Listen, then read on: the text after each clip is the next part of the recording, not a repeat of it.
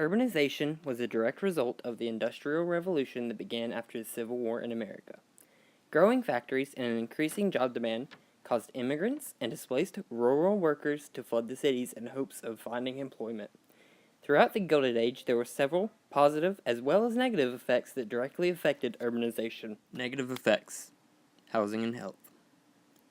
Many of the negative aspects of urbanization during the Gilded Age were directly affected by the poor housing, health, working conditions, and political machines.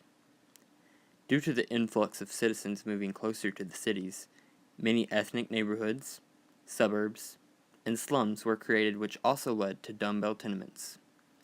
As the thousands of poor immigrants and rural workers moved into the ethnic neighborhoods and urban slums, overcrowding became a problem. Middle and upper class residents could afford to move away from cities and into residential suburbs. Growing population in and around cities, overpopulation, and filth contributed to fast-spreading diseases such as cholera, typhoid, and tuberculosis. Working conditions and political machines. Two other major negative effects of urbanization were poor working condition and political machines. Political parties in major cities came under the control of tightly organized groups of politicians known as political machines. Each machine had its own boss, who gave orders and handed out government jobs to loyal supporters. Several machine headquarters, such as Tammany Hall in New York City, started as social clubs.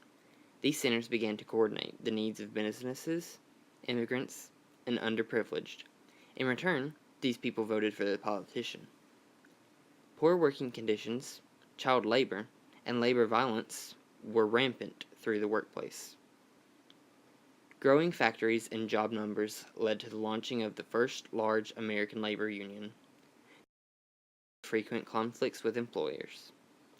Despite the many positive effects during the Gilded Age, it was also plagued with violence and riots within the labor unions, such as the railway and Pullman strikes.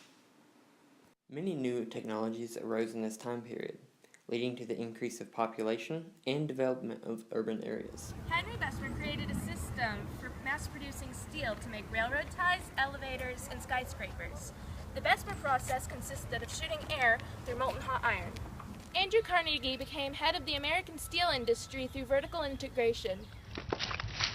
As cities grew and America continued west, the need for communication grew. Samuel Morse's invention of the electric telegraph in 1876 satisfied this need. It spread across the nation by overhead wire connecting all major cities on the East Coast and eventually spreading to the west. Thomas Edison's invention of the first incandescent light bulb led to his founding of the first power station in New York City that provided consumers with power to run electric lights. Due to the ever-increasing population, water purification and sewage systems were put in place to control sanitation within the cities. There were many cultural benefits of this time. The number of U.S. colleges grew rapidly in the late 1800s, especially with the help of the Morrill Acts of 1862 and 1890. Colleges began letting in the African American population. Colleges for women, such as Smith and Mount Holyoke, also emerged. Amusement parks, theaters, libraries, and sports events also became popular. Paul Boynton opened the first modern amusement park in Chicago with various rides and water chutes. Due to Thomas Edison's kintograph, a camera could photograph motion pictures, thus leading to movie theaters. Many libraries were founded during this time. Large libraries in various cities in New York, like the Free Circulatory Library, were added to the New York public library system. Throughout the Gilded Age, new ideas such as social Darwinism and the gospel of wealth emerged. Social Darwinism was a belief held by many that stated that the rich were rich and the poor were poor, due to natural selection in society. This was the basis of many people who promoted a laissez-faire style economy. This theory was subject to the same laws of natural selection as Charles Darwin's theory, which was very popular in the late 19th and early 20th centuries. Social Darwinists lived by the phrase, survival of the fittest, coined by British philosopher Herbert Spencer. In Darwinism, the weak were diminished, their cultures depleted, while the strong grew in power and cultural influence. Many Americans found religion more convincing than social Darwinism in justifying the wealth of successful businesses.